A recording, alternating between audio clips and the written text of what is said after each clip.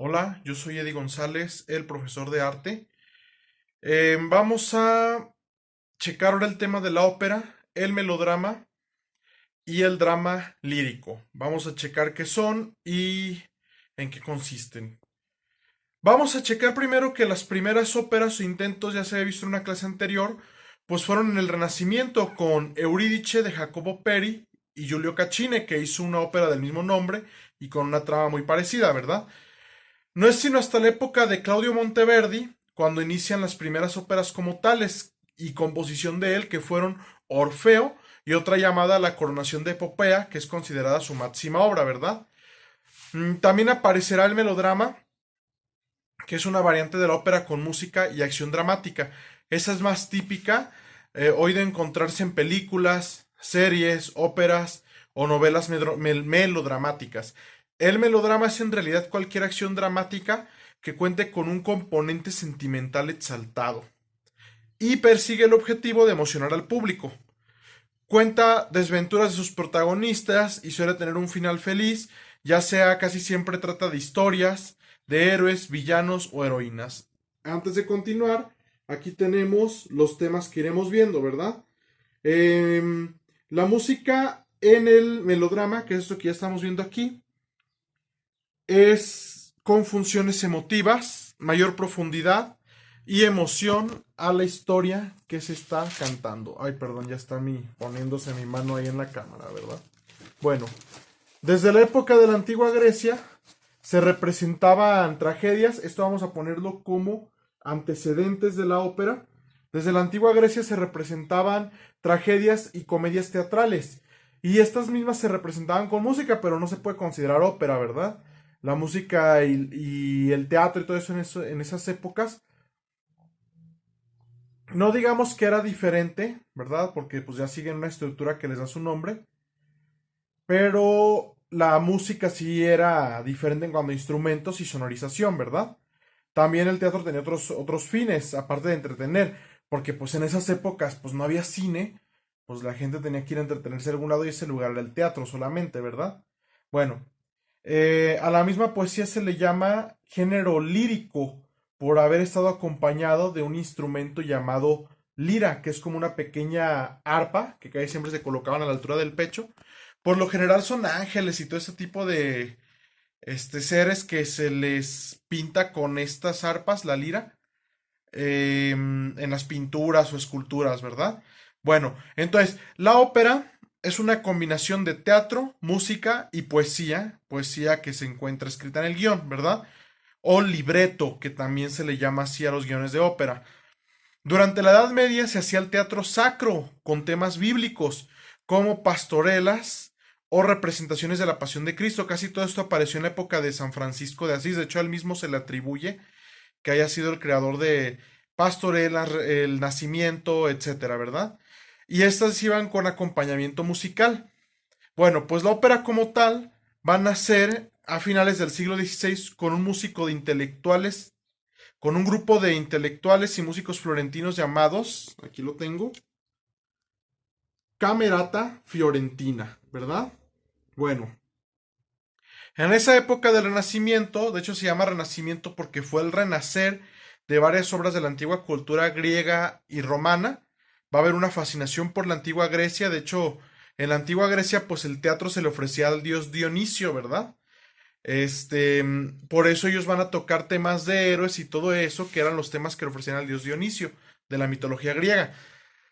De Florencia, la ópera, que fue de donde nació, va a pasar a Roma y luego a Venecia. Venecia más tarde se va a convertir en el centro de la ópera. Así que va a tener un agrado por toda Europa, tanto que para 1700 los principales centros de ópera van a ser Nápoles, Viena, París y Londres, ¿verdad? Bueno, entonces ahora vamos a checar que para el siglo XVIII, en la época del barroco, todo esto de historia de la ópera va relacionado con los periodos de música que ya vimos, ¿verdad?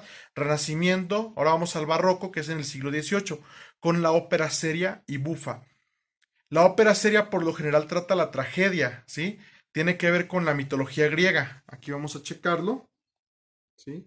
Siglo XVIII, ópera seria y bufa, y también ahí vienen los principales centros de ópera, ¿verdad? La ópera seria tenía un recitativo seco, que era como una especie de canto declamado, que iba narrando los hechos del argumento de la ópera, ¿verdad? Sí, o de la trama, vamos a decir así. Estos por lo general eran cantados por castratis. Los castratis eran los solistas. Recuerden que ellos eran personas con una voz muy aguda, quienes en la época de las adolescencias se les había castrado, ¿verdad? Para no perder su voz aguda de niño. Luego tenemos la ópera bufa. La ópera bufa va a ser una ópera cómica que va a tratar de historias cotidianas con malentendido y enredo, ¿verdad? Casi siempre también basado en las comedias de escritores de literatura. Bueno, esto también va a ser cantada, pero por tenores o bajos, ¿sí? En el mismo siglo XVIII, porque antes del siglo XVIII, a lo que le daban más énfasis era a la estructura del guión, ¿no? A lo poético del guión de la ópera. Aquí va a importar más el canto y va a parecer, la técnica vocal va a evolucionar de una forma tan elevada que se le va a llamar el bel canto y se va a ver reflejado en óperas, sobre todo el máximo exponente de la ópera en el siglo XVIII va a ser Christoph Gluck. Claro que Bach y otros también compusieron óperas, ¿verdad? Y en el siglo XIX, pues va a ser el siglo dorado de la ópera. Vamos a ponerlo aquí, siglo XIX, época dorada de la ópera. Y disculpen nada más el encandilamiento, ¿verdad? Es que tengo mi ventana enfrente. Bueno, el siglo dorado de la ópera va a ser con Carl Maria von Weber, Richard Wagner, entre otros. Y claro que, aunque los alemanes hicieron mucha ópera, también la ópera va a seguir siendo italiana por excelencia. Los italianos no se van a quedar sin hacer nada del siglo XIX en la época del romanticismo. Ahora vamos a pasar ahí. Y van a empezar con obras de Rossini, que fue el Barbero de Sevilla, ya les mostraré algo. Giuseppe Verdi, que es uno de los más famosos, con Aida, con la ópera Aida, La Traviata, Nabucco, etcétera, ¿verdad? Parsifal de Richard Wagner, esa ópera es alemana. Su ópera la máxima ópera de Wagner va a ser El Anillo de los Nibelungos, una ópera como de 4 horas de duración. Y bueno, de ahí cada país va a ser su variante de ópera, ¿verdad? Va a ser también la ópera rusa, que va a ser ópera en su idioma. ¿Por qué? Porque el idioma principal de la ópera fue por muchos años el italiano. Y ahora los alemanes van a hacer su propia ópera en alemán. Esto va a venirse desde la época de Mozart. De hecho, a Mozart no, no, cuando casi lo quemaban en leña verde, ¿no? Cuando quiso componer la primera ópera en lengua alemana. Entonces va a aparecer un subgénero de ópera en lengua alemana que va a ser la opereta. La ópera rusa que va a ser en ruso. Y bueno, en España también va a aparecer un tipo de ópera propia de ellos que va a ser la zarzuela, que va a ser más melodramática. Y también va a estar pues ópera en francés, ¿verdad? Con Georges Bizet, con la ópera Carmen. Eso es por poner algunos ejemplos. Hubo muchos más compositores de ópera y muchos más óperas, ¿verdad? Drama lírico. El drama lírico a veces se utiliza como sinónimo de ópera.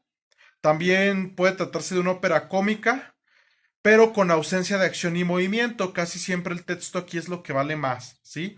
Va a ser una cuestión más poética y sin tanta escenografía, movimiento o acción. Bueno, puedo hacer de todo. Cualquier pregunta la respondo y estén al pendiente de las actividades en la plataforma. Muchas gracias.